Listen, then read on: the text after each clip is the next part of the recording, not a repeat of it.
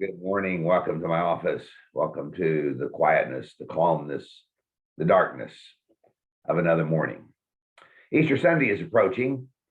We hope for a sunny day. Sunday Easter services, sunrise services. We want to see the sunrise as evidence that the sun, S-O-N, rose. Easter Sunday celebrates light, speaks of life, resurrection life, and celebrates the light that comes through Jesus Christ. To see the light clearly, let's talk this week about the word darkness. I found 143 Old Testament occurrences of this word, only 57 occurrences in the New Testament, somewhat surprising. Only an average of 2 occurrences, a little more, per book in the New Testament. In the Old Testament, in the very beginning of creation, darkness was over the face of the deep. And creating God separated darkness from light. In Exodus chapter 20, in the giving of the 10 Commandments to Israel, the text notes that God spoke from the darkness. He existed in a deep darkness. Deuteronomy chapter 4, chapter 5 tells the same story, that God spoke out of the darkness. In Psalm 22, God lightens the darkness. In the book of Proverbs, there are only 4 occurrences of the word, somewhat surprising. The wicked walk in darkness. Most of the Old Testament references are to literal darkness in the physical world. In the New Testament, John 1 tells us the light came into the darkness and that the darkness could not overcome it. Or perhaps in your translation, it says extinguish it.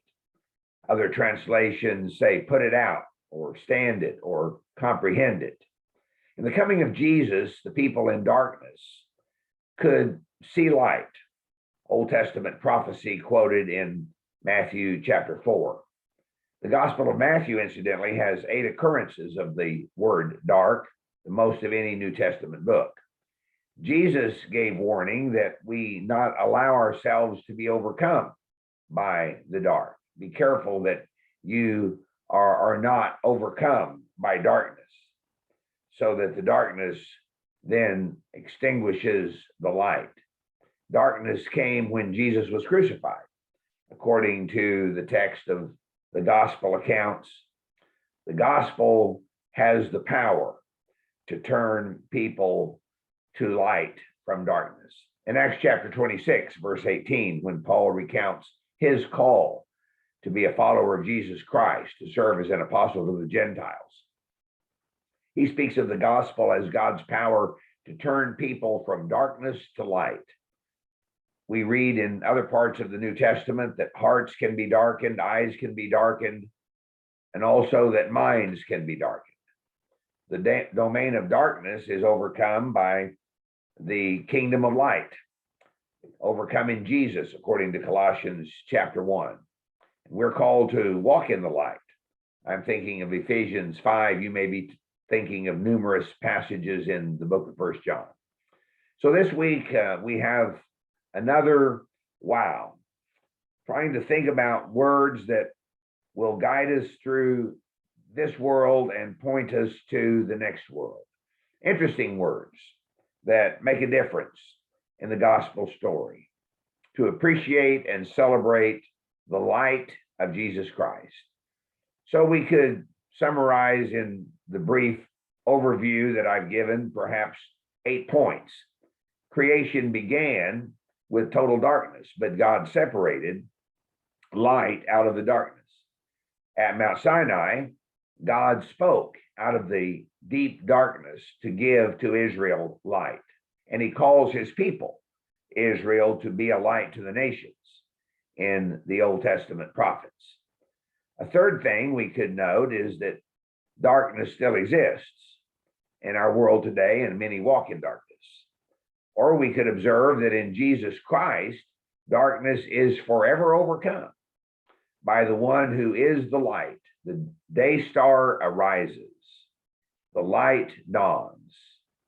Or continuing in this brief list, Jesus' greatest glory was revealed in the darkness that suffocated the crucifixion scene. The darkness of death, encapsulated in the tomb, was declared impotent in Jesus' resurrection. So Sunday came and there was light and life that will never cease, so that the promise of hope is ever fresh. And the gospel is God's power to turn us from darkness to light, to turn us from the domain of darkness, from darkened hearts, darkened eyes, darkened minds, to enlightenment that comes in the face of the glory of God in Jesus Christ. So here is the true victory as Easter approaches, not an hour and then back to normal, not an hour of worship on Sunday, not an annual celebration, not an annual big splash, not a big party, quite serious. Time to think, time to ponder, meditate, time to decide, make a decision that you and I will commit to walking in the light, that we will never be distracted by the darkness that still exists everywhere about us. Well, I hope you find these words of the week interesting, helpful, encouraging, enlightening. We want to walk in light as he is in the light. That will be for you my prayer this week as we seek to be people who bless others with the message of light, that we might escape darkness. Until next week, God bless.